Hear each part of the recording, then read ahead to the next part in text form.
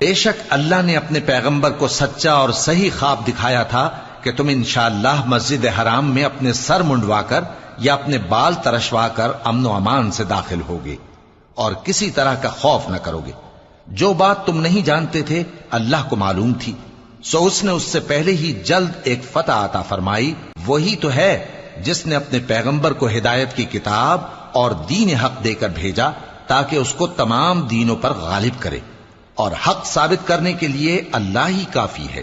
محمد صلی اللہ علیہ وآلہ وسلم اللہ کے پیغمبر ہیں، اور جو لوگ ان کے ساتھ ہیں وہ کافروں کے مقابلے میں تو سخت ہیں اور آپس میں رحم دل۔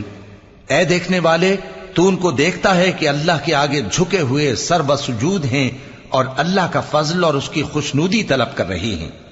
کثرت سجود کے اثر سے ان کی پیشانیوں پر نشان پڑے ہوئے ہیں۔ ان کے یہی اوصاف تورات میں